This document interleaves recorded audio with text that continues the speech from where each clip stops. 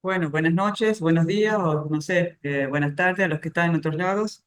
Estoy muy contenta de compartir con ustedes, los que estamos acá y los que estamos online. Bueno, un poco de compartir algunos elementos muy significativos, importantes para un camino de fe.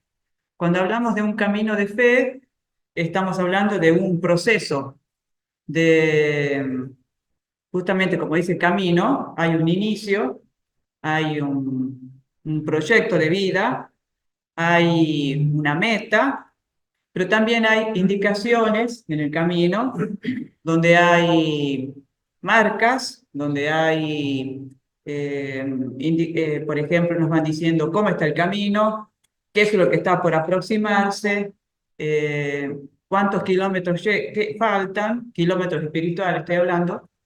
eh, y la meta no es una cosa fija, sino lo que yo voy a presentar es un proceso, es decir, algunos elementos que nos pueden ayudar a hacer un camino de fe. Cuando digo camino de fe, me refiero a la experiencia de vida del cristiano. Toda persona cristiana que cree en Jesús, que trata de de llevar un camino de fe en el sentido de no una experiencia vacía, sino una experiencia vital. Por ejemplo, cuando hablamos de un sacramento, por ejemplo, el bautismo, la confirmación, cuando hablamos de la Eucaristía, hay una experiencia de fe. Más que un rito, es una experiencia, un diálogo con Jesús, un encuentro. Entonces, lo que yo voy a presentar de este libro, no voy a leer todo porque no nos alcanza el tiempo, pero sí con los que estamos acá y con los que están online, yo voy a ir mostrando también algunas páginas que nos puedan ayudar a hacer este camino. Entonces, yo los invito a todos a hacer este camino que voy a mostrar ahora. Yo hice un pequeño esquema, ¿sí? Este es un esquema que hice acá. Eh, este esquema nos puede ayudar a hacer este proceso. Es decir, hay un proceso que inicia desde abajo, que se va hacia arriba, o desde arriba, que se va hacia abajo. En este proceso hay un centro. Este centro es Cristo, es decir, el centro de nuestras vidas es Cristo. Yo puedo iniciar este camino desde distintas perspectivas. Por ejemplo, hay personas que inician un camino desde muy abajo, ¿no? Me refiero a un camino de fe. Es como que se necesita iniciar este camino como principiantes, ¿sí? Todos somos principiantes en la vida, en muchos procesos que tenemos. Por ejemplo, desde que nacemos hasta el día de hoy hay un proceso. Y en ese proceso van pasando cosas, distintas cosas. Cosas agradables, cosas no tan agradables, encuentros con distintas personas. Por eso todos estos círculos que yo puse acá son esquemas, ¿sí? Que van representando acontecimientos de nuestra vida. Acontecimientos que nos van llevando hacia una meta. Esta sería el cielo, el paraíso, el encuentro pleno con el Señor, pero que ya se va dando ahora, ¿sí? Por eso es que Cristo está en el centro de nuestras vidas, por eso estos círculos concéntricos, que nos va diciendo que este encuentro final que tendremos después en el cielo, ya se va empezando desde ahora. Por eso es muy importante hacer este camino bien desde el inicio. O sea, es un camino de principiantes, un camino de progredientes, o sea, aquellos que ya están en el camino, y hay un camino ya de perfección. Todos nosotros nos encontramos en distintas etapas. Entonces yo me puedo encontrar como progrediente porque me encuentro en la mitad de mi vida. Uno no sabe cuál es la mitad de su vida. Siempre decimos, los 50 años son la mitad de la vida y no sabemos. Para algunos quizás los 50 es la meta, para otros quizás es el inicio de algo, ¿sí? Por eso es que ninguna etapa de las personas se repite, las etapas son diferentes, ¿sí? Entonces yo no puedo decir, no me puedo comparar con la vida de otra persona. ¿Por qué? Porque cada persona es diferente. Eso es lo que voy a recalcar que dice este libro acá. Entonces, este esquema me va mostrando que yo puedo iniciar este camino desde muy abajo o puedo ya iniciar un camino desde una perspectiva muy elevada. O sea, soy principiante, pero ya tengo hecho un camino ya de antes. Entonces, para algunos, por ejemplo, iniciar un camino con la Biblia es iniciar un camino de acero, pero para otros es iniciar este camino ya con un camino ya hecho. Entonces se inicia desde otra perspectiva. Vemos que todas las perspectivas desde acá, o desde esta, todas tienen el mismo centro, que es Cristo. Sin la presencia de Cristo, yo no puedo venir acá a hablar de nada. Por eso estamos acá en la capilla. Jesús está escuchándonos y espero que Él esté contento con este encuentro. Inicio entonces a compartir la primera parte del texto que quiero compartir con ustedes en el libro. Los que tienen el libro acá, les pido que vayan a la página 18. Los que tienen el librito, los que están online pueden ver a la página que les estoy compartiendo justamente ahora. Entonces, una vez que todos están viendo ahora, yo voy a empezar.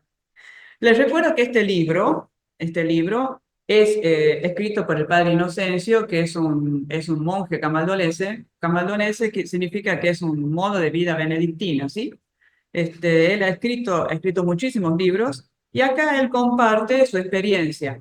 O sea, ustedes van a ver algunas palabras que no conocen. ¿Qué es esto de camaldulense? Algunos nombres raros al principio que no se conocen. Pero bueno, es parte de la historia. Siempre en la historia hay cosas que no conocemos, hay frases o ciudades que no conocemos, personajes.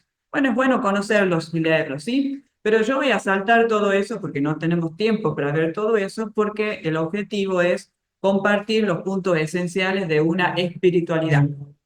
Entonces, en la página 18 dice, eh, a ver, por eso, es decir, esto acá, esto significa, a ver que lo encuentre, entonces, me equivoqué de página acá para la gente. Ahí está. ¿Por qué todo esto? Voy a empezar así, porque ¿por qué el esquema que yo les hice? ¿Sí? Que mostré al principio, como dice acá el libro, porque cada persona debe corresponder en su comportamiento práctico, es decir, en las cosas que hace todos los días, a su identidad personal. ¿Qué quiere decir? Yo no puedo hacer un camino de fe si no tengo una identidad. ¿Qué significa una identidad? Dios me da una identidad. Cuando Dios me crea, me ha dado una identidad. O sea, yo soy Silvia y me ha hecho así. Pero cuando viene Jesús, me da una nueva identidad. O sea, no soy solamente Silvia, sino también soy cristiana. Entonces, hay una identidad a la cual yo respondo. Por ejemplo, voy al cine. Si voy al cine, como cristiana, ¿qué vivo en ese cine? Y depende, si soy cristiana, elegí un tipo de película para ver. Desde ahí ya parto, ¿sí? Y, o, por ejemplo, voy a ver un cantante. Bien, como cristiano, ¿cómo vive un cristiano en un festival con un cantante? No es lo mismo, por ejemplo, una persona que no se identifica con Cristo a una persona que sí se identifica. Entonces ya, desde ese punto, ya hay una identidad, ya hay algo que me muestra a mí, sin vestirme de una manera específica, cómo soy yo. Por eso dice, cada persona debe corresponder en su comportamiento práctico, en las cosas que hace, a una identidad personal. Y esa identidad personal es una identidad en crecimiento. Por eso es que cada uno de nosotros pasamos por etapas, como dije al principio, como principiantes, como progredientes y como perfectos. Estas etapas se dan siempre así, como principiantes en un inicio, progredientes cuando ya están en un camino en progreso y perfectos cuando se llega a la meta. Ahora, Jesús dijo, sean perfectos como es perfecto mi Padre que está en los cielos. Entonces, ¿a qué se refiere esta perfección? Ahora lo vamos a ver en este libro. Por supuesto, el paso por estas tres etapas dice, nunca debes romper la comunión. ¿Qué quiere decir? Si yo soy cristiana y vivo esta identidad cristiana dentro del Suar de María, por ejemplo, de este grupo, o dentro de otro grupo, eh, mis etapas de crecimiento en la fe no van en contra de mi grupo de pertenencia. Una vez yo dije que el camino de un grupo se va viendo de acuerdo al camino de cada uno de los que lo conforman. Así como el camino de una familia, la fe de una familia se va viendo de acuerdo a la fe de cada uno de los integrantes de esa familia. Entonces, yo puedo decir, el Suar de María, ¿en qué etapa se encuentra? Y puede ser que en algunas cosas se encuentra como principiante, porque también esto se aplica a un grupo. En algunas cosas está como progrediente y en otras cosas quizás ya está cerca de la perfección.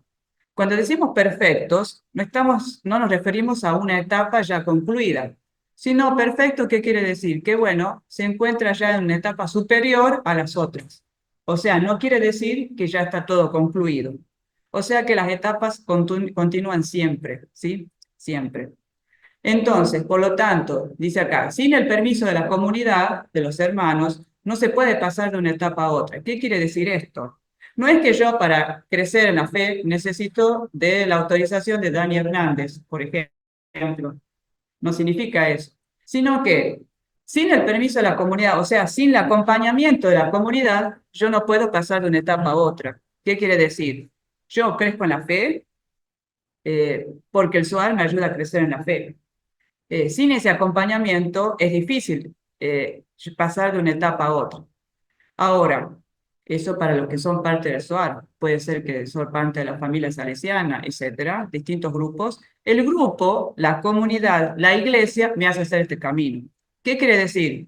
Que no se hace el camino solos, se hace en medio de una comunidad eclesial, una comunidad familiar, una comunidad de amigos, una comunidad de trabajo, una comunidad deportiva. O sea, cada comunidad me va haciendo hacer este camino de perfección. Por ejemplo, un equipo de fútbol.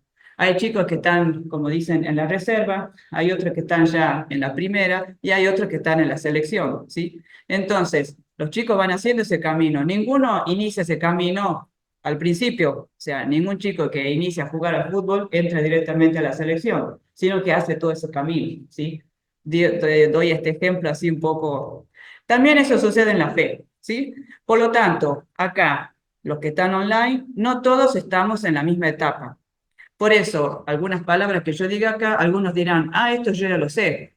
Ah, esto para mí es nuevo. Ah, esto a mí me ayuda a reforzar lo que yo ya conocía. ¿Sí? Bueno, esto es lo que está diciendo este libro acá.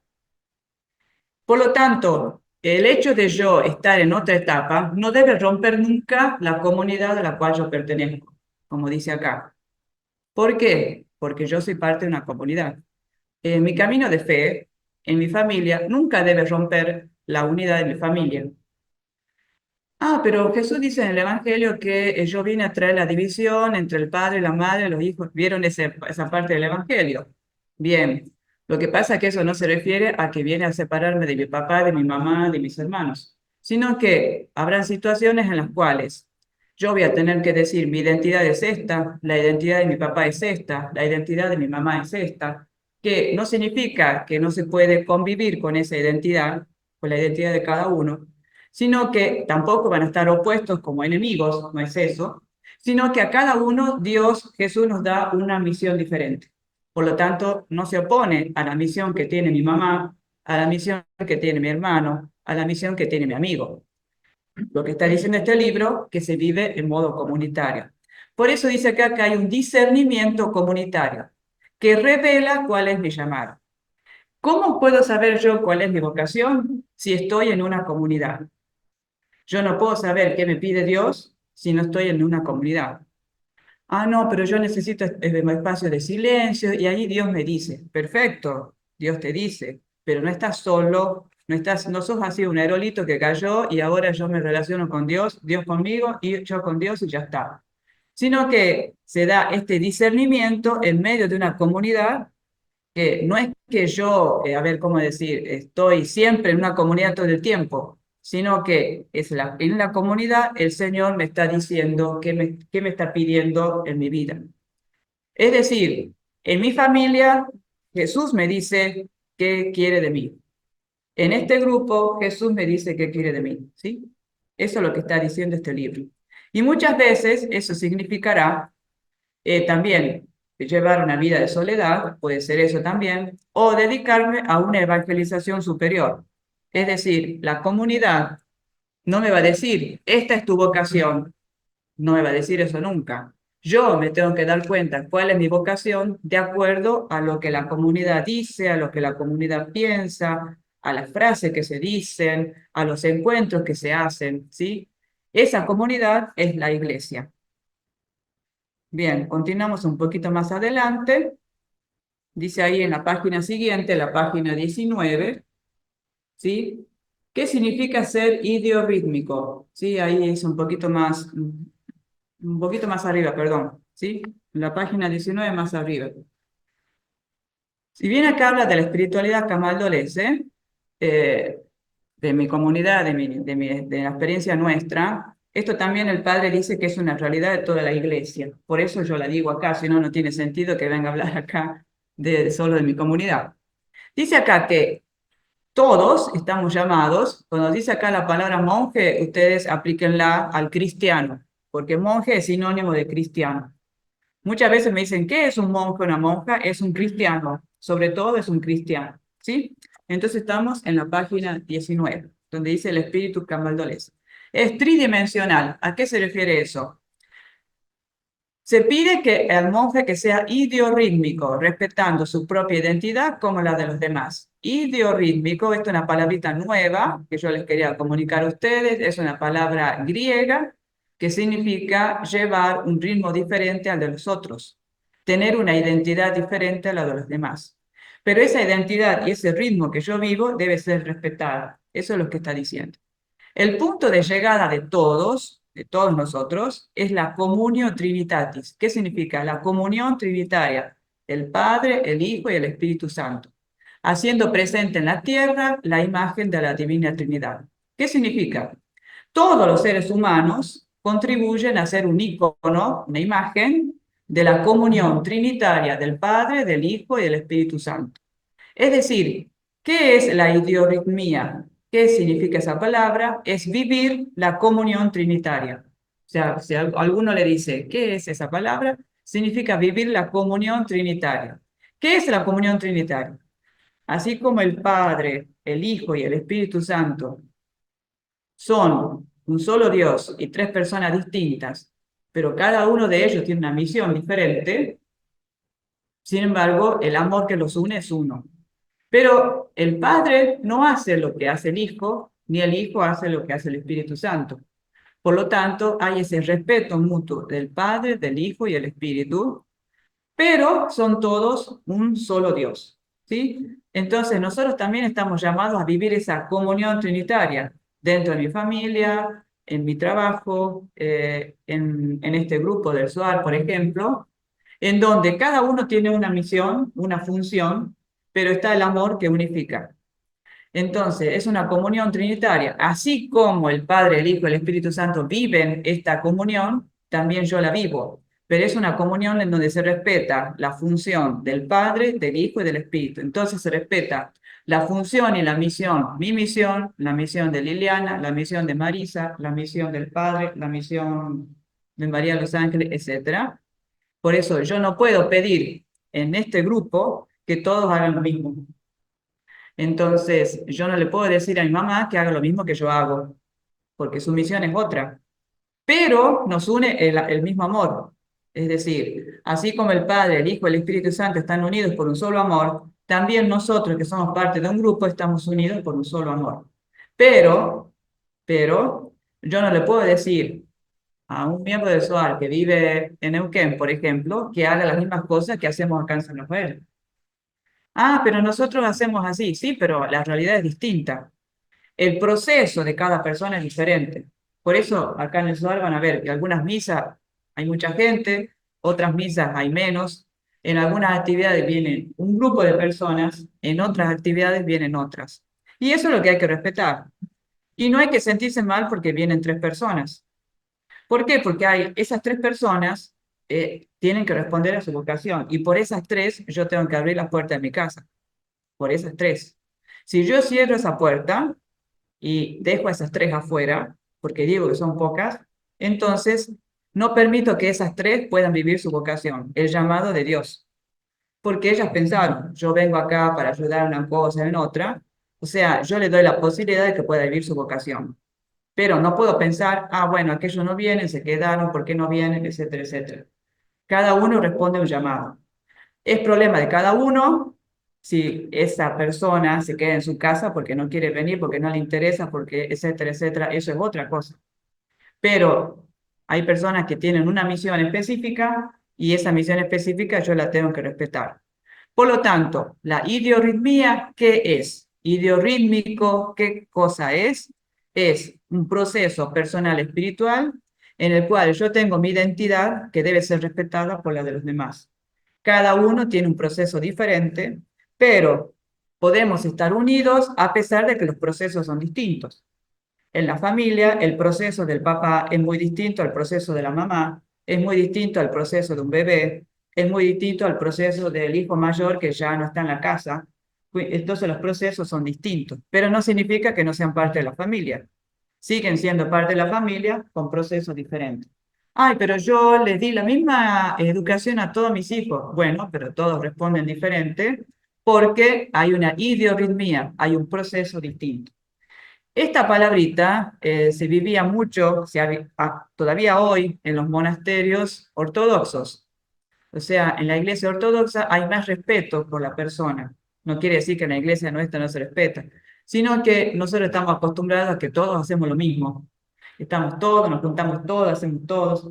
Pero en la iglesia ortodoxa se tiene en cuenta más bien la persona. Entonces, por ejemplo, un monasterio ideorítmico, cada persona tiene un padre espiritual y responde a ese padre. Forma parte de una comunidad, pero no hacen todas las cosas comunitarias. Entonces, lo importante es que la persona, el monje, haga el camino que Dios le tiene preparado, que no necesariamente tiene que ser el mismo camino de todos. Por ejemplo, cuando estamos en la misa, no todos leen la lectura, porque no todos son llamados a leer. Ay, pero a mí me obligaron a leer, porque no había otro, por ejemplo. Pero bueno, aún en esa obligación y que no había otro, es un llamado también. No había otro, estabas vos, tenés que hacerlo. ¿Por qué? Porque si no, la palabra no llega a los demás. Más allá de que no tengo ganas de leer o porque no era ese día el mejor para mí, pero la palabra tiene que llegar a otros a pesar de que yo no me siento ese día, ¿sí? Eso también es idiorítmico. Es decir, el proceso no siempre se da en modo brillante. A veces el proceso se da un poco el cansancio, a veces se da como el sentido de abandono, a veces uno está pasando por la tristeza y también el ritmo cambia, el modo de responder cambia. Hay personas, por ejemplo, yo conozco personas que cuando más ríen es cuando más están sufriendo. Por ejemplo, hay gente que hace reír a medio mundo y después vos te enterás que esa persona está viviendo una catástrofe en su familia. Y yo digo, ¿cómo hace? ¿O cómo hizo? Y porque el proceso que lleva adentro es diferente al de otras personas. Y a veces es un misterio, ¿no? A veces eso no se sabe.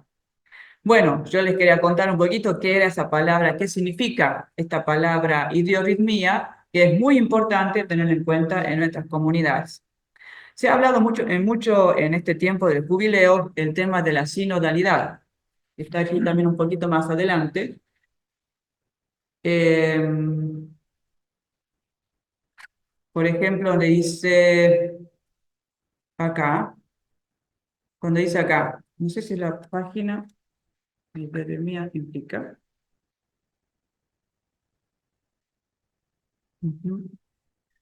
No sé dónde está el librito acá. Todo esto significa que la vida monástica, es decir, la vida del cristiano, también la vida de la iglesia, deben hacer todo lo posible para que sus leyes, sus estructuras, las instituciones que tengan en cuenta, en la medida de lo posible, el misterio trinitario.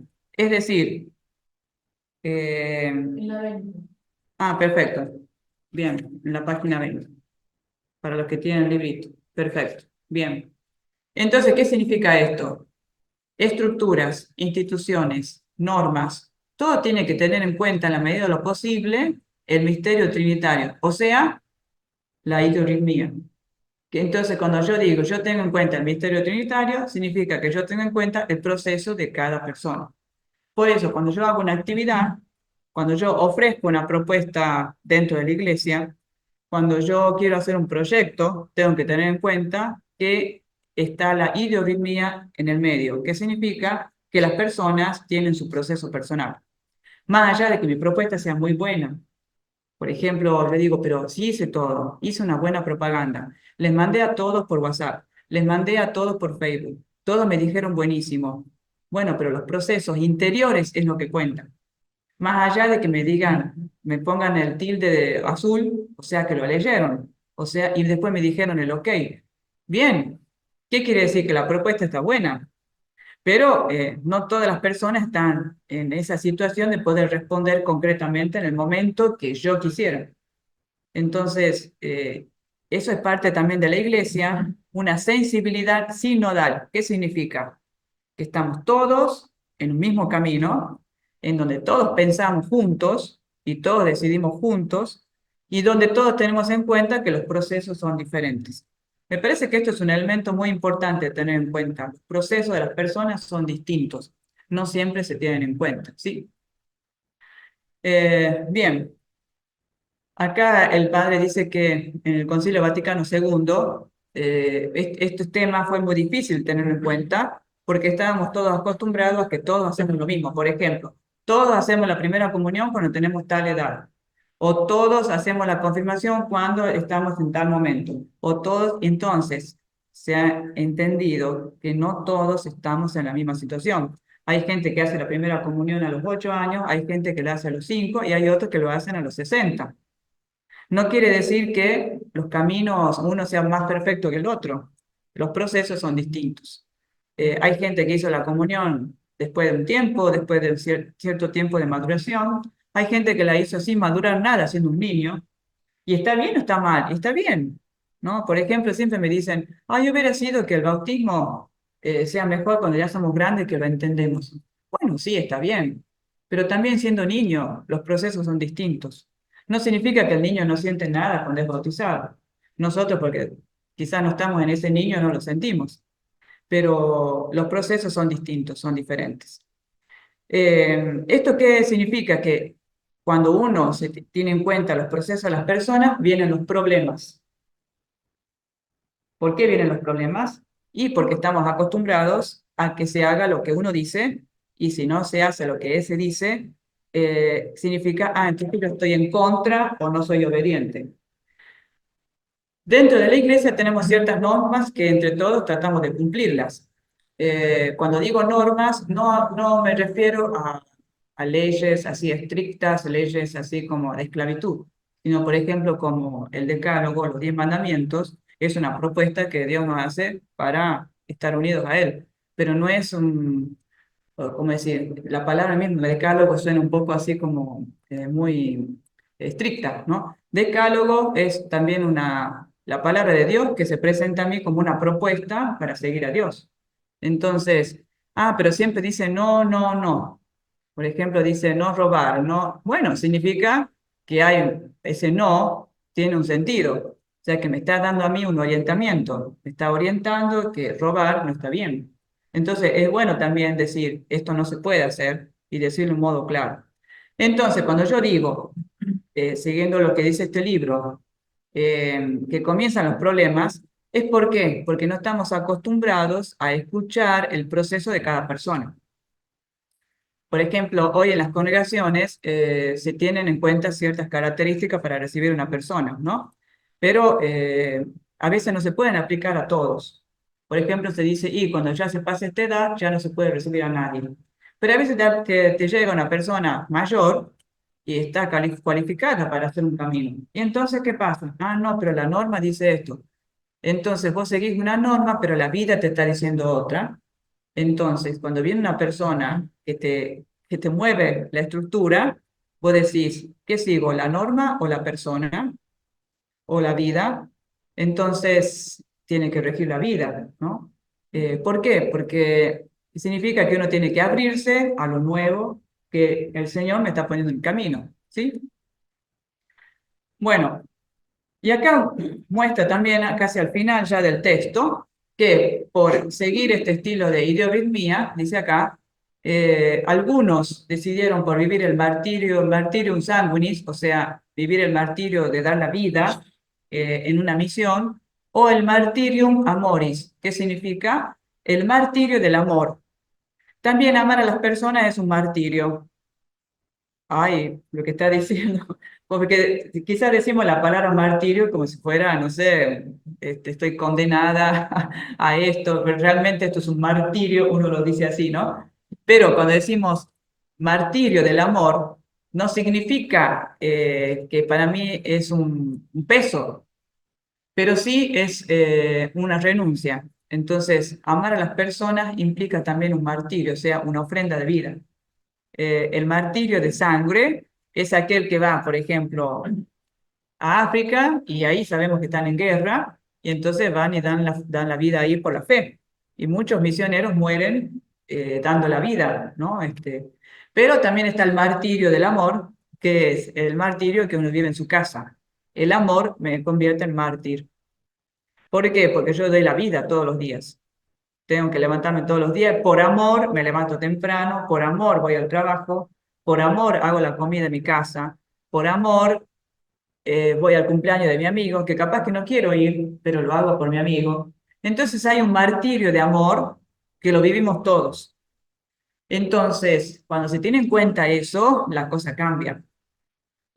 Por eso nosotros decimos allá en Roma, vamos a las catacumbas, que es el lugar de los mártires, ¿sí? Y allá se habla de los mártires mucho.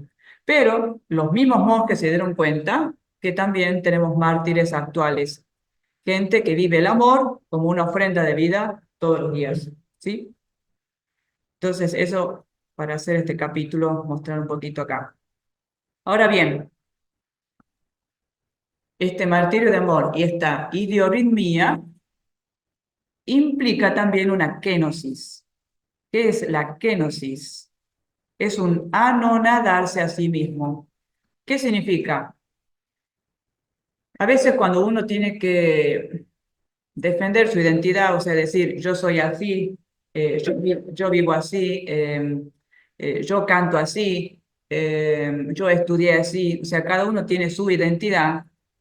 Hay una parte de esta identidad que me lleva sí o sí a una kenosis. ¿Qué es una kénosis? Es un anonadarse, es un anularse, es un hacerse pequeño. Muchas veces esta kénosis es sinónimo del martirio de amor. La kénosis es muchas veces uno tiene que renunciar a callarse, a no decir lo que piensa para evitar más problemas. Que no quiere decir que yo no puedo decir cuál es mi identidad o mi forma de pensar. Pero muchas veces también hay otra palabra que se llama la sobria ebrietas, que significa que sobria ebrietas, también esta palabra es importante, que yo tengo que decir las palabras en el momento oportuno, no todas las palabras. Yo sé que tengo razón en lo que yo pienso, pero no todos están preparados para recibir eso que yo estoy pensando. Tengo que darle tiempo a la otra persona para recalcular, como hacemos con el GPS, recalcular, tengo que darle tiempo a la persona para que pueda recalcular lo que yo estoy pensando, como también yo tengo que tener un tiempo para pensar lo que la otra persona me dice. Entonces, la kénosis es una renuncia. La kénosis, Jesús renunció a seguir con su papá en el cielo. Jesús estaba feliz en el cielo con su Padre y dejó su Padre para estar con nosotros, para encarnarse y vivir todo lo que vivió. Entonces, esa kenosis es una bajarse. Yo sé que soy superior a estas personas, yo sé que sé más, yo sé que mi experiencia fue superior, tengo que bajarme. ¿Para qué? Para que el otro pueda subir un poco más. Yo sé que esta persona está mal y yo sé que mi presencia puede ayudarlo a elevarse. Pero para que el otro se eleve, yo me tengo que bajar. No hay otro modo, no hay otro modo. Ustedes han visto muchas veces no sé, en las propagandas, mucha gente que se muestra elevada, como que hace lo que quiere, lo que en todo momento. Pero la vida, la realidad no es así. Ninguna persona puede hacer todo lo que quiere en todo momento, ni siquiera las personas más adineradas del mundo. Ni siquiera, por ejemplo, los que promueven la guerra, ¿no? Llegan momentos en los cuales uno tiene que abajarse. ¿Por qué? No por la superioridad del otro, sino para que el problema quizás que estoy viviendo sea superior al que estoy viviendo. Entonces, muchas veces, la kenosis es una respuesta para la vida. Pero esto significa que yo nunca voy a poder expresarme como soy. No, no es nunca. Nosotros siempre decimos nunca, siempre. Tenemos que decir a veces, ¿no? No, es que a veces no se puede decir todo lo que uno piensa. A veces puedes decir una parte de esa frase, decís una parte. Otras veces puedes compartir un poco más, porque la persona está más abierta a escucharte, a comprenderte. No todo lo que vos decís puede hacerle bien al otro. Por ejemplo, vos sabés una verdad. Pero el otro está en otra situación. No le puedes decir toda la verdad que vos conocés al otro que está en otra situación, porque la idiorritmia lo hace, te lo presenta como que está en otro proceso. Entonces, acá está la kenosis. Solamente la persona humilde tiene la capacidad de bajarse para que, para que el otro que vive conmigo pueda vivir el amor.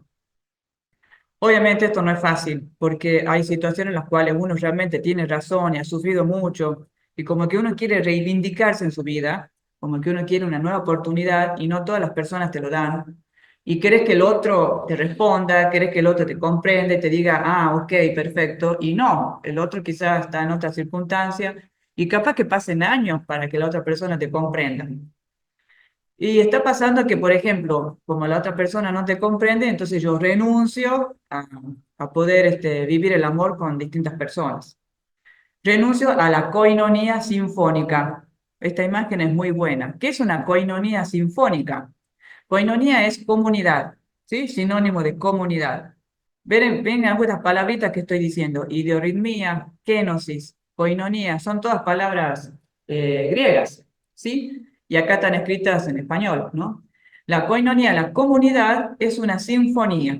Es decir, todos somos parte del concierto, pero no todos suenan, no, la trompeta no suena como los tambores no suenan como la guitarra, y la guitarra no suena como el órgano.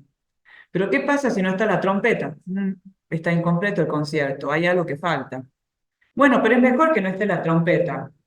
¿Es mejor o yo no quiero que esté? Entonces la sinfonía es cuando están todos, no cuando están unos cuantos. Sinfonía es un grupo grande en el mundo de la música. Sinfonía es, todos suenan diferente, pero en armonía. Sonar diferente, pero en armonía. O sea, yo no puedo ir a un ritmo distinto si quiero ser parte de una comunidad, si quiero formar una familia, si quiero estar en un grupo de trabajo. Ya hay un ritmo que hace que una comunidad camine. Pero yo no puedo hacer mi propio ritmo, si no me quedo afuera. Pero estos van mucho más lento. Bueno, van lento. Vos haces un camino paralelo para vos, vas progresando, y cuando los otros te vean a vos que vos estás bien, que estás haciendo un buen camino, que vas un poquito más rápido, la comunidad se va acoplando a vos. Obviamente, no es que vos vas a hacer, como dice, a veces las películas nos muestran tantas cosas ideales, muestran ahí un líder y hay 800.000 personas que lo siguen, y no es así. ¿Cuántas personas siguieron a San Pablo? ¿Cuatro, cinco? Y nosotros leemos las cartas de San Pablo y dice, lectura de la carta del apóstol San Pablo a los cristianos de Gálatas. Y nosotros nos imaginamos que hay toda una comunidad, tantos cristianos, a veces eran 5, eran 10, eran un grupito pequeño, pero bueno, era una comunidad. Una comunidad con 3 personas ya es una comunidad. Entonces, por eso, no nos imaginemos que son multitudes, como presentan las grandes películas, hay un líder y todos lo siguen. No es así. La sinfonía, ¿qué es entonces? Todos suenan diferente, con un instrumento diferente, pero hacen una armonía. ¿Sí? Saben que van juntos en este camino y la meta es compartida. Es la imagen de la Santísima Trinidad. El Padre, el Hijo y el Espíritu Santo viven en sinfonía y en armonía. Suenan distinto, pero son un solo Dios. Es verdaderamente una buena imagen para tener en cuenta. Eh, Bien, Lo que está presentando este padre es que el Concilio Vaticano II ha ayudado a que la Iglesia viva en una sinfonía, porque antes no había esta sinfonía así en modo concreto. Habían personas que no entendían los ritos litúrgicos, había personas que estaban muy alejadas de la Iglesia, había personas que no leían la Biblia nunca en su vida, nunca la habían leído, hay personas a quienes nunca le había llegado un mensaje, entonces había que ponerse de acuerdo. Un concilio es ponerse de acuerdo. No quiere decir que antes del Concilio Vaticano II no estaban de acuerdo, no había unas buenas experiencias positivas, sino que cuando la Iglesia ve que es necesario responder a ciertas situaciones nuevas, hay que juntarse para ver cómo respondemos. Y eso hizo el Concilio Vaticano II, responder a nuevas situaciones, que ahora también, en estos días, hay nuevas situaciones. Esto estamos hablando del año 1963, 64, 65. Ya pasaron tantos años, 40, 50 años. Entonces hay cosas que en aquel tiempo no se vivían, que se viven hoy, ¿no? Hoy hay tantas situaciones en el mundo de la familia y la iglesia todavía está repensando cómo responder a todo eso. Hay tantas situaciones hoy en el mundo de la vida religiosa, las situaciones con las otras religiones, cómo caminar juntos. Y bueno, hay cosas que antes nunca se hacían y que ahora hay una cierta apertura, ¿sí? Por ejemplo, hay encuentros ecuménicos, cada vez son más. Entonces todo eso hace bien a la vida de la iglesia misma. Entonces, por ejemplo, este grupo de monjes vieron que era importante, por ejemplo, la lección divina. Este es el punto que quería llegar como un elemento parte del camino de la fe. Entonces, hemos hablado de la idoritmia, de la kenosis. Entonces, ahora hablamos de la lección divina. ¿Cómo se conecta una cosa con otra? Eh, Dice acá la lección divina como un punto determinante en el camino espiritual de todo cristiano, dice del monje, pero también del cristiano, de todo cristiano. La lección divina es un punto determinante en el camino. ¿Qué quiere decir? Si yo tengo fe en Dios, no puedo no leer la Biblia. Sí, pero la Biblia está difícil, tiene algunos textos que no sé. Bueno, no lea los textos difíciles, lee lo que sea más fácil, pero lee. Y a mí me resulta mejor el Evangelio de Lucas. Bueno, lee el Evangelio de Lucas. Pero bueno, a veces me resulta aburrido porque tiene la letra muy chiquita, busca la letra más grande. O sea, siempre ponemos pretextos para no encontrarnos con la Sagrada Escritura. Hay muchos modos de leer. A veces uno lee escuchando, a veces uno lee por medio de imágenes. O sea, uno tiene que buscar el mejor método. Entonces, ¿qué es la lección divina? La lección divina es lo que hacemos nosotros todos los días, el encuentro personal con Cristo, palabra de Dios. No son los pasos que hacemos. La lección divina es primero rezamos, nos ponemos en la presencia del Señor, le pedimos al Espíritu Santo que nos acompañe en este camino, después cada uno lee, después cada uno subraya, ve que es lo más importante, después hay un momento de silencio, compartimos lo que cada uno encontró como lo más importante, y después se hace una oración, y después que se pone en práctica. O sea que la lección divina es un camino. Yo hablé al principio de esta charla que voy a hablar de un proceso. La lección divina, ¿qué es? Un camino. No es pasos que debo dar. Sí, está formada por pasos, como todas las cosas que hacemos, pero no es que todos tenemos que hacer los mismos pasos. Si a veces en un grupo se ha definido hacer ciertos pasos, es para que haya un poco de orden en lo que hacemos, para que no todo esté una cosa desordenada y después no lleguemos a ningún punto. Eh, la lección divina, ¿qué es? El encuentro personal, íntimo con el Señor que está ahí. El Señor Jesús es la palabra de Dios. Por eso, lección es lectura.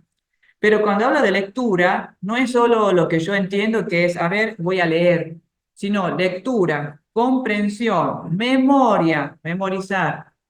Un cristiano debe memorizar ciertas frases. No podés no saber qué ha dicho Jesús si sos cristiano. Pero Jesús dijo más o menos así. No, más o menos así, no. A ver, ¿qué dijo Jesús en el Evangelio? Tengo que saber de memoria muchas cosas. Tengo que estudiar. Ay, pero yo no tengo tiempo de estudiar. Bueno, a ver, Jesús te ha dejado algo para que vos lo comprendas, pero si no lo lees, ¿cómo lo vas a comprender?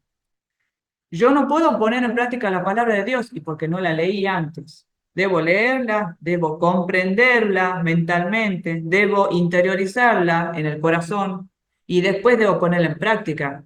porque no tengo que ser un estudioso de la palabra de Dios y después en la vida es otra cosa.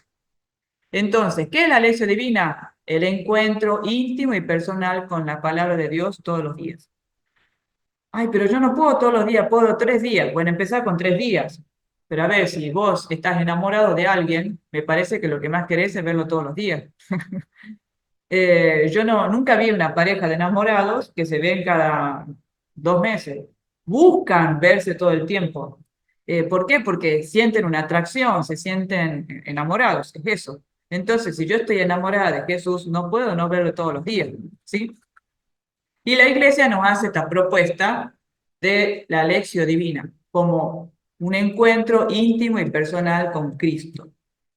La palabra de Dios es una persona, no es un texto. La palabra de Dios es una persona. ¿Y por qué Jesús se le dice que es palabra de Dios? Porque él mismo dice, yo soy la palabra del Padre. O sea, lo que Dios quiere decir es él mismo, su persona, ¿sí? Entonces, todo eso trata en el primer capítulo de este libro, o sea, como una introducción bueno, cómo vivir un poco la espiritualidad, pero la parte gruesa y más importante va empezando en el capítulo 2, después en el capítulo 3 con algunas experiencias más concretas. Yo creo que tengo un poquito más de tiempo, entonces vamos a entrar un poquito en el capítulo 2 del libro. Entonces acá hay un elemento muy importante. Dice acá, esto también hay que tenerlo muy en cuenta para poder hacer un camino de fe. Dice así, en la Iglesia Católica de hoy resulta difícil superar ciertas formas de vida religiosa, pero también ciertas formas de vida cristiana, que no son ni religiosas ni cristianas, porque falta la fe. Ahora explico bien. La primera distinción que habría que hacer para remediarlo sería distinguir entre religiosidad y fe, teniendo en cuenta, sobre todo, que la religiosidad está vinculada muchas veces a castigos y recompensas. ¿Qué significa eso? Y bueno, mi religión está basada en aquello que Dios me da porque me lo merezco o que Dios me castiga porque me lo merezco. Porque hice algo mal, un castigo. Hice algo bien, hay un premio. Eso es la religiosidad. ¿Está bien o está mal? Y ahora lo vamos a ver.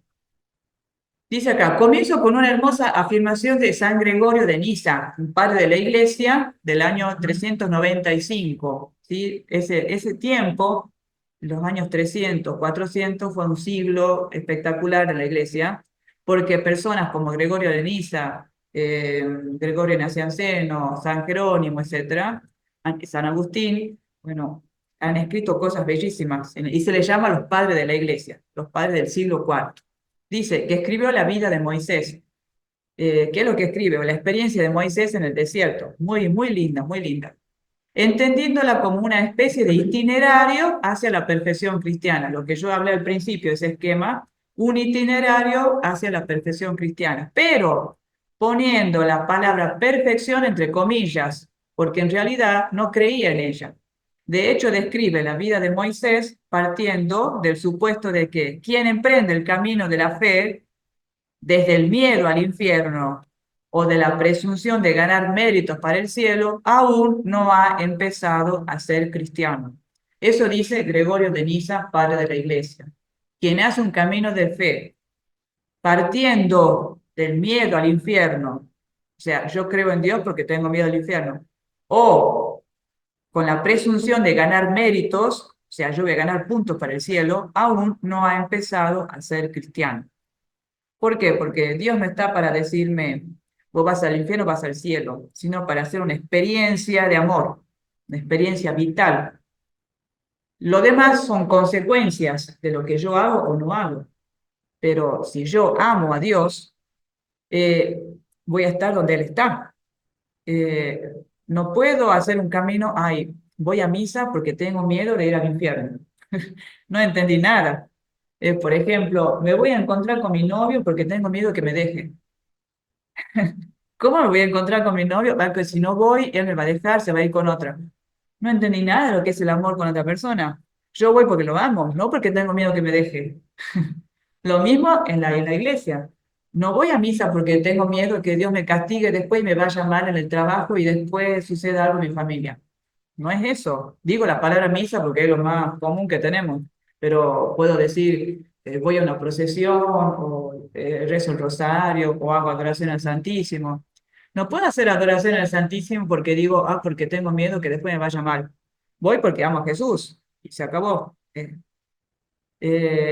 Yo no estoy, por ejemplo, si yo estuviera casada y tengo a mi esposo, no estoy con mi esposo porque, bueno, la verdad que es la única persona que está a mi lado, tengo que cuidarla y tengo miedo de perderlo. Por eso yo estoy con él. ¿Y el amor dónde está? ¿Sí? Entonces, si pensamos, por ejemplo, en la Edad Media, dice acá, terminó con el poema de la Divina Comedia basado en estos principios. O sea, la Divina Comedia de la Edad Media estaba basado en el miedo al infierno y el mérito del paraíso. Entonces dice acá, podemos imaginar lo lejos que estamos del pensamiento de Gregorio de Niza, o sea, del padre de la iglesia, aprobado por la iglesia por todo, él decía esto. Hemos recibido, dice acá, e incluso digerido un enfoque de la vida cristiana que no tenía nada de cristiano, según este gran padre de la iglesia del siglo IV. Es decir, yo leo la palabra, pero bueno, porque, a ver, porque quiero hacer un camino de conversión, porque quiero encontrarme con el Señor, quiero realmente vivir el amor, o porque tengo miedo a que después me vaya mal en mi trabajo. Hay gente que reza el rosario por miedo a que le vaya mal, pero rezo por las dudas. Entonces, al final, como dice acá este padre, el padre de la iglesia, no este padre, dice así que el cristiano que tiene miedo al infierno o que busca, que hace todo por miedo al infierno o por tener méritos en el cielo, no entendió de qué se trata el ser un verdadero cristiano.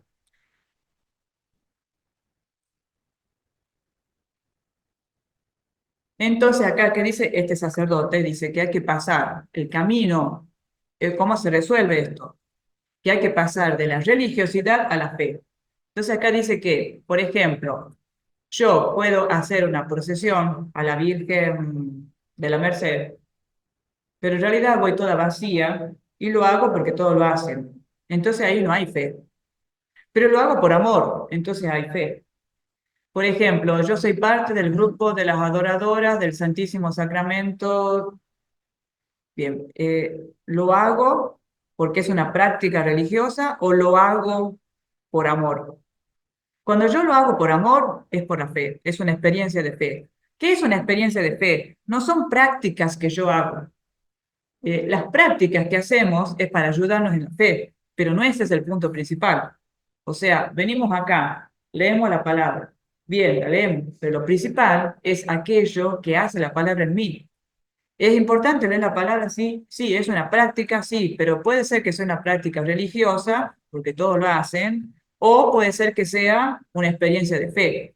¿Por qué? Una experiencia de fe es un encuentro de amor.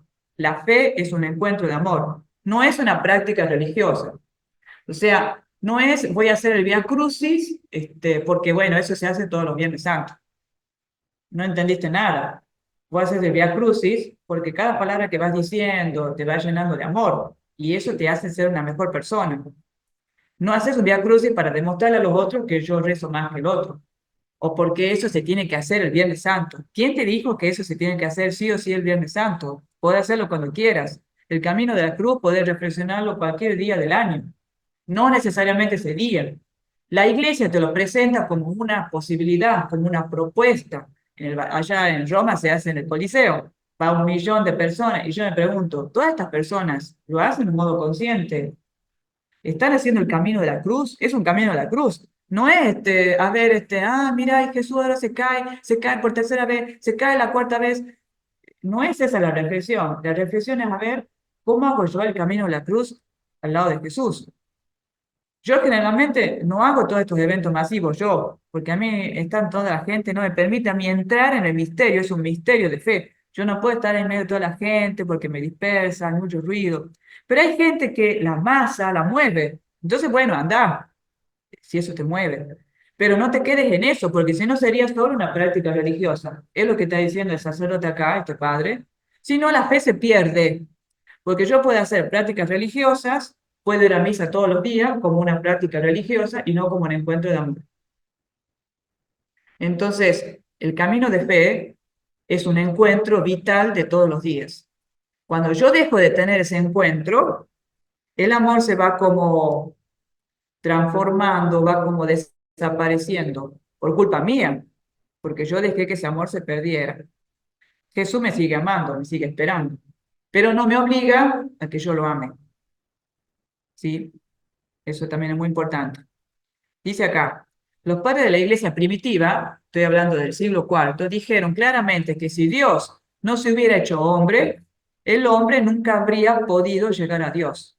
Por tanto, en la base de la vida cristiana está en modo absoluto el misterio de la encarnación, o sea, cuando Jesús se hace hombre, que en cambio la religión niega, o sea, no es que la religión católica, por eso yo quiero expresar bien qué significa la palabra religión, o sea, cuando yo hago una práctica religiosa sin darle el verdadero sentido. Entonces, cuando dice acá la religión niega en el sentido que, por ejemplo, yo hago ayuno, ¿sí? Pero no tengo que hacer un ayuno que vaya en contra del cuerpo. El ayuno te ayuda a, bueno, ofrecer algo por este tiempo, o sea, como te ayuda también espiritualmente, pero no tiene que ir en contra de tu cuerpo, ni en contra del cuerpo de los demás. Por eso la iglesia dice que esto se adapta de acuerdo a las circunstancias de cada grupo. Ya queda poco tiempo y hacemos las preguntas. Por eso acá dice que hay formas gnósticas, intelectualistas, espiritualistas o monofisitas, que después voy a explicar, que dice que ellos separan la dimensión de la carne y del espíritu. Entonces, una práctica religiosa a veces solamente habla del espíritu y el cuerpo queda en banda. ¿Qué quiere decir? Yo voy a hacer una procesión, por ejemplo, digo esta palabra, puede ser otra cosa, de 15 kilómetros, porque, bueno, quiero ofrecerlo, y yo sé que no puedo caminar tanto, pero no me importa si me rompo los pies y yo lo quiero ofrecer. ¿Realmente me pide eso el Señor? No. Entonces, eso es lo que está diciendo acá el sacerdote, que la práctica religiosa, que si es un encuentro de amor, no tiene que ir en contra aún del cuerpo, de las expresiones del cuerpo, de los sentimientos, de los afectos, porque todo es de Dios. Carne y espíritu son una sola cosa, no los podemos separar. Pero hubo un tiempo en la iglesia en la cual se vivió esto muy separado. Entonces, lo espiritual era lo único que valía y lo corporal nada. Entonces, si es así, ¿para qué se hizo hombre Jesús? Jesús se hizo carne, pues justamente para compartir la carne que tenemos nosotros. La carne es positiva en este sentido, ¿no? Entonces, bueno, finalizo acá con esta parte. No hay una fe cristiana si no se tiene en cuenta el misterio de la encarnación. ¿Qué significa? Si no, el misterio de la encarnación, ¿cuál es? Jesús se hace hombre. Y si Jesús se hace hombre es porque Él comparte nuestra carne.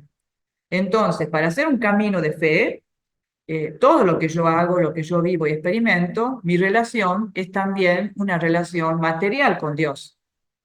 Jesús se hizo carne, se hizo hombre.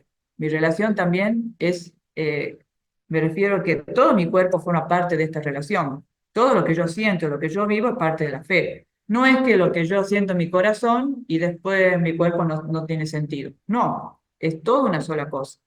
Entonces, este camino de estamos llamados a respetar tanto al otro, como también, por ejemplo, Jesús eligió encarnarse en el seno de María, podría haberlo hecho de otra manera, pero eligió la manera más sencilla, la manera más humana, la manera más cercana a nuestra existencia. Por lo tanto, cuando Jesús viene al mundo, vive las mismas cosas que hemos vivido nosotros, también ha vivido las tentaciones, pero Él también nos ha dado los elementos para poder vivir en las situaciones de tentación en las cuales nos encontramos nosotros.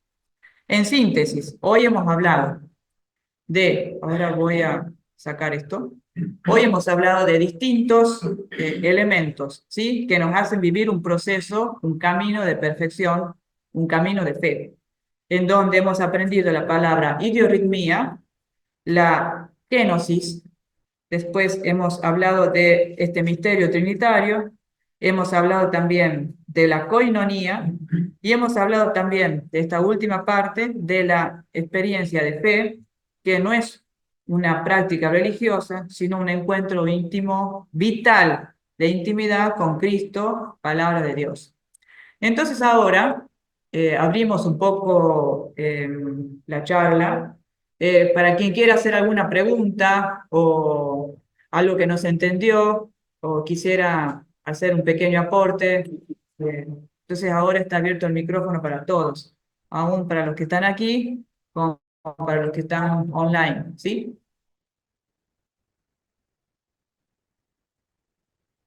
Ahora el padre Carlos va a hablar, entonces quizás ustedes no lo vean, pero quiere hacer él una pregunta o decir algo.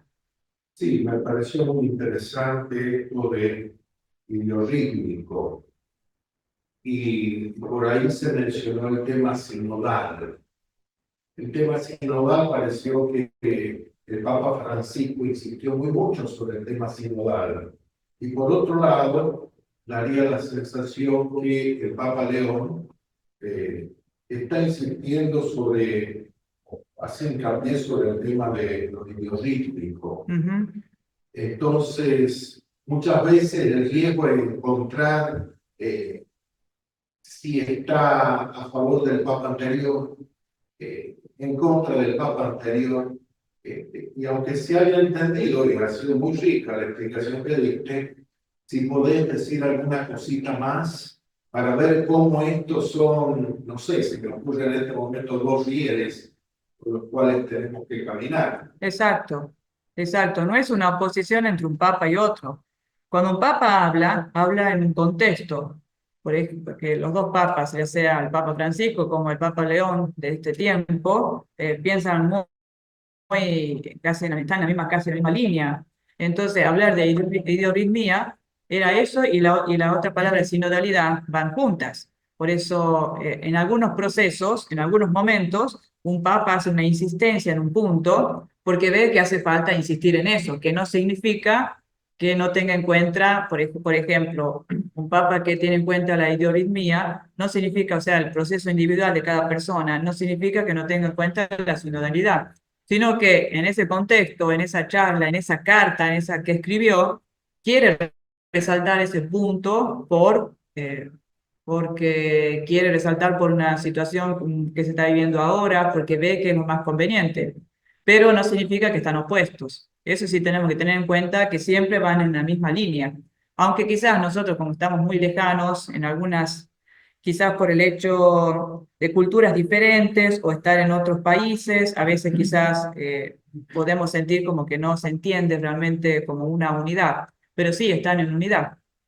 O sea, quien hace un camino de idiorritmia, o sea, un proceso personal, sí o sí tiene que hacer un camino sinodal, que significa un camino comunitario en donde lo que se decide es en forma comunitaria y en donde también se tiene en cuenta el proceso personal de cada persona. No sé si respondí. Ajá. Liliana va a hacer una pregunta, la dice ahora. Bien, cuando hablamos de algoritmia, también mencionaste la kenosis, la koinonia, el vaciamiento con la Sí. kenosis, el conocimiento del comunitario, ¿no? ¿Se podría decir que es como un proceso gradual que empieza con la algoritmia y va avanzando hacia una apertura de la propia persona que va conociendo su proceso espiritual, personal y a la vez eh, también en el proceso del otro? Se podría decir que hay un proceso gradual con esas tres palabras, su significado, pero el que parte, el que tiene como base la palabra de Dios. Claro, siempre. Escucharon la pregunta los que están online, ¿no? Sí, la pregunta de Liliana. Porque Liliana dice si idiorritmia, kenosis y koinonia era, ¿no? Si estas tres elementos se va haciendo un proceso o se van dando todas juntas. Esa era la pregunta, ¿no? Si es que eso se va dando a proceso. Una persona entiende que tiene que hacer kenosis después de un tiempo. O sea, no todas las personas entienden eso. Por ejemplo, algunos se focalizan. O sea, el problema de la idiorritmia es que yo quiero hacer lo que yo quiero. O sea, algunos entienden eso. Porque si vos buscas la definición de la palabra en un diccionario común, dice, se tiene en cuenta sobre todo la parte individual. Y claro, Dios, si nos ha creado a cada uno diferente, es porque tiene en cuenta la parte individual, ¿no? Nos hace de diferentes formas, con diferentes ojos, diferentes pensamientos. Si no, nos hubiera hecho a todos igual y se acabó el problema. Pero el hecho de hacernos todos diferentes significa que yo tengo que captar la diferencia del otro y que yo pueda convivir con esa diferencia. Si no, me quedo sola. Me voy a una montaña, me quedo ahí, se acabó el problema. Pero me pierdo la riqueza del amor que la otra persona me puede dar. Entonces, se da en un proceso, no se puede, no todas las personas, como dije al principio, captan que hay que hacer una kénosis, o sea, a bajarse en el momento, hacer silencio en este momento. Ahora no me voy a poner porque no quiero que se ocasione un problema más grande, pero sé que en otro momento le puedo decir a esta persona de una manera más clara. Si estoy un poco irritado, no puedo hablar. Si estoy un poco en una situación compleja, que no estoy bien, no puedo expresar tantas cosas, tengo que hacer un poco de silencio. Si no, puedo ocasionar muchos errores. Puedo, ocasionar problemas y a veces graves, porque dije palabras que no tenía que decir en el momento oportuno. Puede ser, como dije al principio, yo tengo razón de lo que yo pienso, sé que tengo la verdad, pero no siempre la puedo expresar en ese momento. Jesús esperó 30 años para decir algunas cosas. Él ya las conocía. Podía haberla dicho cuando tenía 20 años, pero no tenía la autoridad física, porque para un judío era necesario que un maestro sea un poco mayor para poder decir algunas cosas. Entonces, una persona de 30 años ya podía expresarse y decir un poco más y ser escuchado. Pero si él a los 20 años decía algo, decía la verdad, porque él conocía, pero no iba a tener la autoridad suficiente para oponerse, para decir las cosas de frente a los fariseos, a los publicanos, que se creían dueños de la verdad, que no estaban ni siquiera abiertos a escuchar otra opinión. Entonces, por eso también Jesús esperó 30 años para decir algo, para, para decir la verdad, ¿sí? Entonces, sí, es un proceso. Y los procesos se dan de forma diferente. Algunos empiezan haciendo un proceso de ideología, otros, y la kenosis es para quien ya ha comprendido lo que significa dar la vida por los otros. Sí, Marisa dice ahora, otra pregunta. Así es muy parecido a cuando en la lectura nos dice, ¿qué necesito para entrar al reino de Dios? Mm, ¿No? Y nos responde Dios, hacerse como niños, hacerse chiquitos. ujú, ¿No? Yo pienso que trabajarse, que vos hoy nos explicás con esta palabra nueva, que es kenosis, uno dice, bueno, es muy parecido a lo que hemos leído, ¿no? Y lleva a esto que vos decís, no podemos conocer ni entender lo que Dios quiere de cada uno si no hemos leído su palabra, ujú, ¿no? exacto. Lo que dice Marisa sobre la kenosis, el abajarse, el hacerse como niños, es parte de nuestro camino, hacerse como niños, que no significa ser infantil, es diferente, ¿no?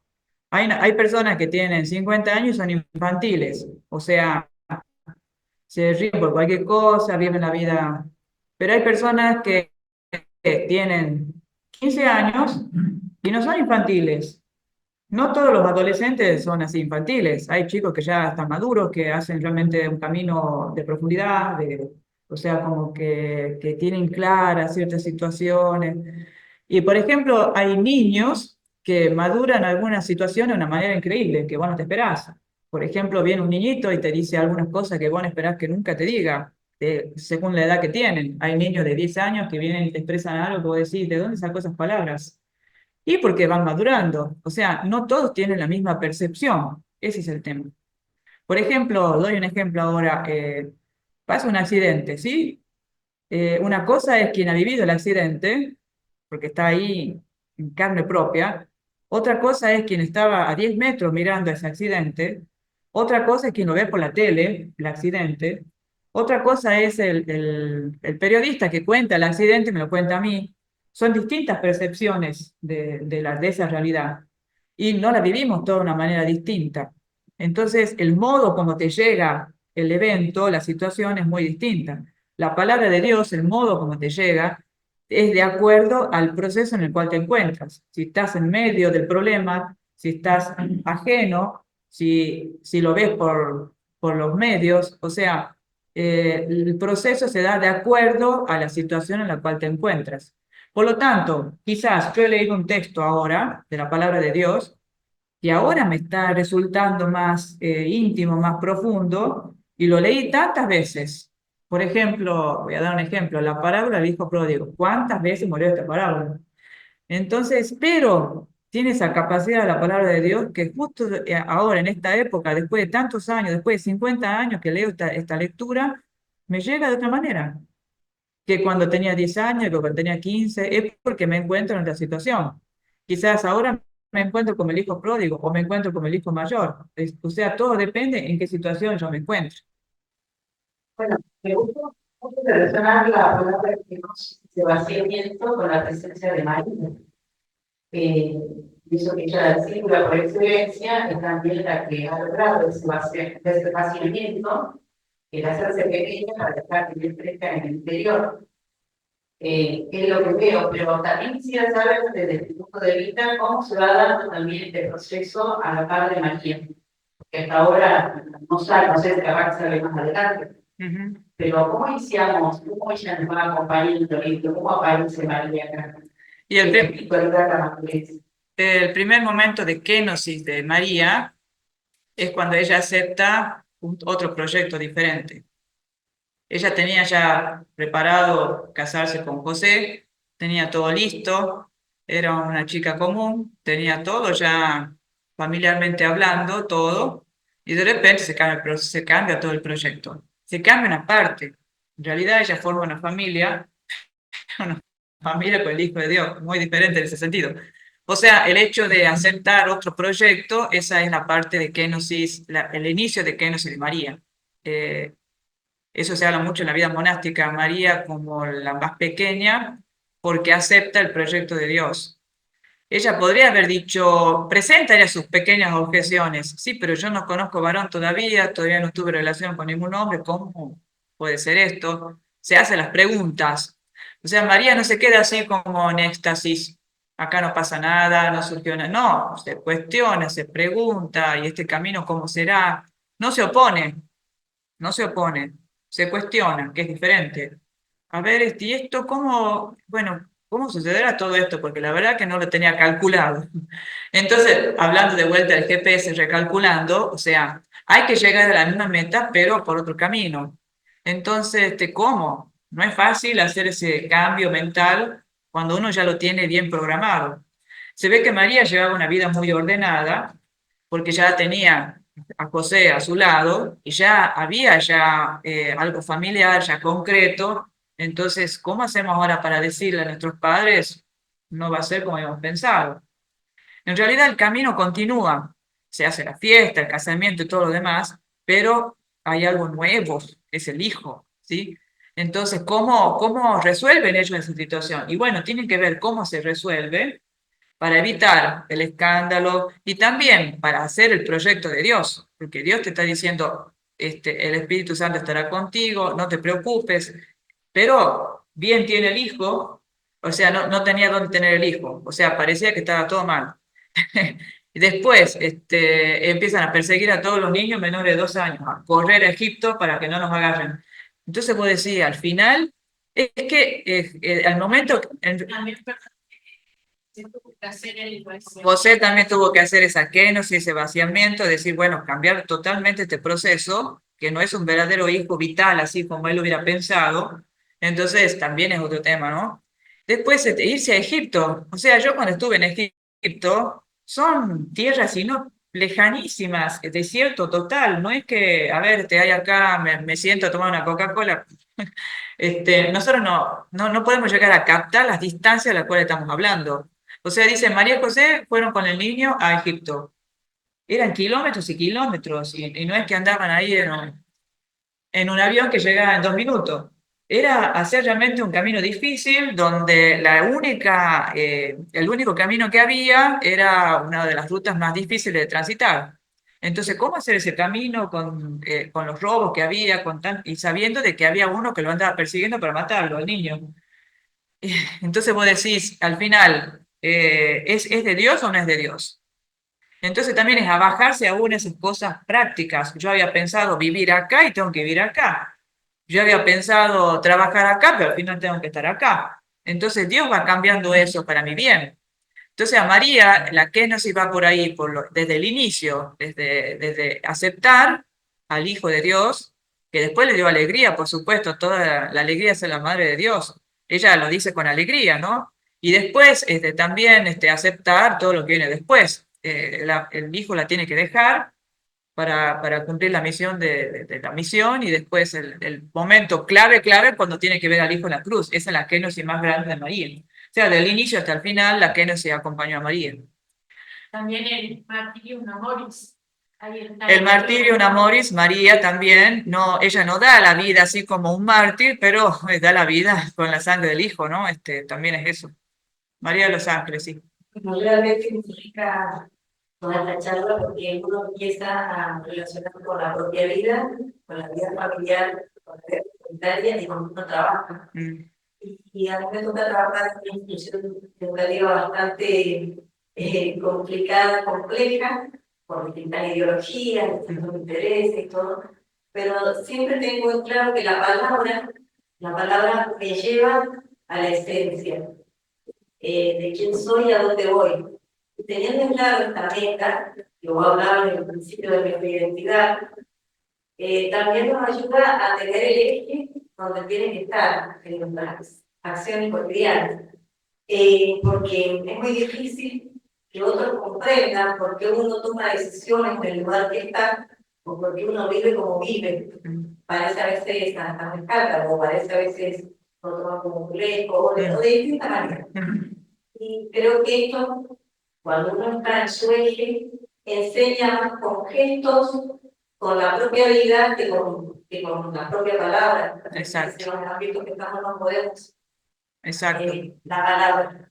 Y justamente cuando meditando la palabra me di cuenta que yo tenía que trabajar en esa institución, hablar de Dios sin hablar de hacer como gesto con la propia vida, sin poder nombrarlo, Claro, porque es una institución laica. claro.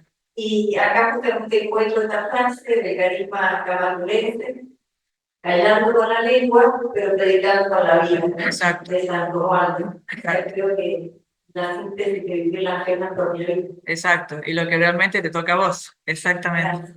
Gracias a vos. No sé si estamos con el tiempo ya. Ah, sí, sí, sí. ¿Hay una pregunta? Sí, de Río Negro, De Río- de Vilce. De Río Negro. Bien. Dice, en esta sinfonía en la que sonamos distintos, ¿aparecen los dones para descubrir y poner en práctica? Exactamente, es eso. Los dones que tenemos son la sinfonía. Pero uno tiene que saber ponerlo en práctica en el momento oportuno. Porque a veces uno puede tener muchos dones y quiere darlos. Pero, por ejemplo, a veces sucede que hay otra persona que también quiere poner su don, y capaz que la otra persona está necesitando más que yo poner ese don en práctica. Y a veces uno tiene que renunciar a poner su don en práctica por el otro que capaz que está sufriendo o tiene una situación compleja y le hace bien levantarse de su sufrimiento. Entonces yo le doy la posibilidad de dar sus dones. Entonces en ese momento mi instrumento de parte de la sinfonía suena un poco más bajo. Para que, han visto, ustedes han escuchado alguna vez un concierto, no todos los instrumentos tienen el mismo volumen. Entonces hay momentos en los cuales suena más fuerte un instrumento porque el autor de la canción quiere hacer resaltar un instrumento para ocasionar algo en la gente. Entonces a veces, por ejemplo, el instrumento que a veces suena como base, el bajo. El bajo sabe que no puede sonar muy fuerte porque si no opaca toda la canción, pero hace el bajo, hace el sostenimiento de todo. Y generalmente la persona que menos se conoce. Bueno, así sucede, diciendo lo que decía Emilce era, ¿no? Que a veces la sinfonía implica que uno tiene que ver el volumen. ¿En qué sentido? Que uno tiene que ver cuándo poner en práctica ese don y ver si poniendo en práctica mi don le ayuda al otro también a crecer. Si yo poniendo siempre, si yo pongo en práctica mi don y yo soy feliz, pero los otros no crecen, significa que el protagonista soy yo y no le doy al otro la posibilidad también de ser el mismo. Entonces, muchas veces yo he visto también que el papá o la mamá le dicen al niño, cuando el niño le dice, mamá, ¿sabes que yo descubrí esto? La madre ya sabe de qué va a hablar el niño, pero lo deja hablar. ¿Para qué? Para hacerle sentir al niño que ha descubierto algo y le ha enseñado a su mamá algo nuevo. La mamá ya lo sabía de años, pero hace que el niño crezca. Entonces el niño se siente feliz porque le ha contado algo nuevo a su mamá. La mamá ya lo sabía, pero ella bajó el volumen de su conocimiento, o sea, metafóricamente hablando, para que el niño pueda sentirse feliz y sentirse pleno, porque ha podido compartir con su mamá algo que le hizo feliz a su mamá también.